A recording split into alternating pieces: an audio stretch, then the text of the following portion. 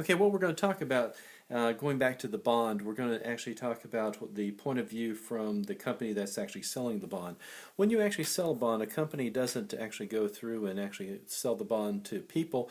It actually goes through a broker. It goes through a bank or some kind of institution that will charge a fee. And most of the time, the fee is like a 1% fee to sell the bond.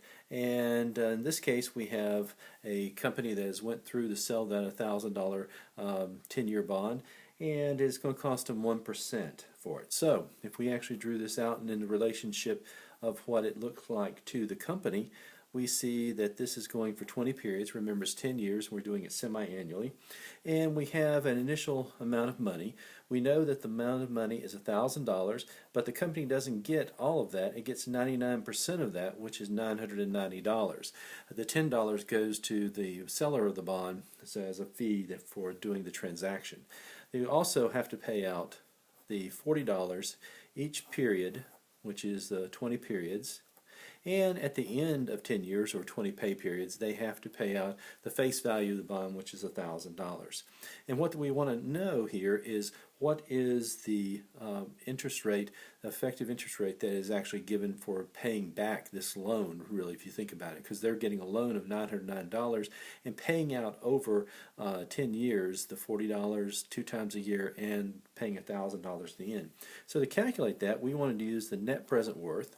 We're going to use the present, which is considering the present worth of the benefits minus the present worth of the cost, and that's all set equal to 0.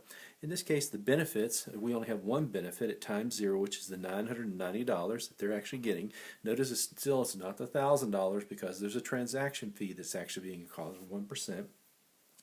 And we want to take off the cost outlays or costs that we have, and that is the $40 that is the annual that is occurring every 6 months. And we're going to find a P given an A and I for 20 periods.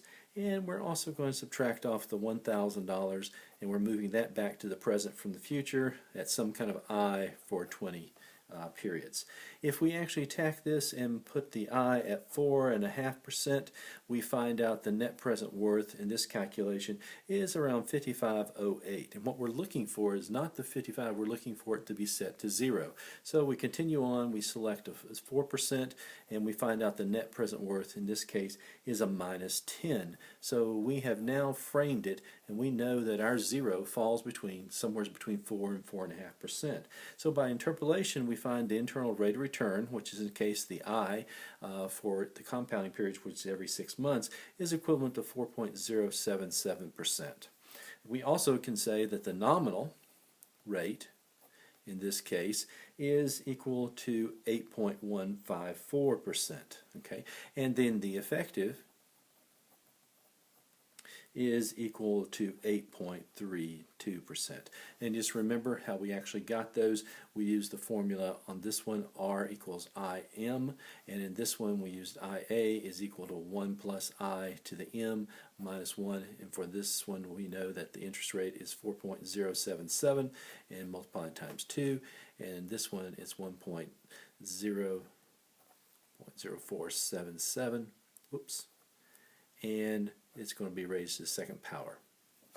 All right, so this is basically what we have, but make sure that you know how to actually go through the effective, nominal, and also the internal rate of return or the interest rate per compounding period.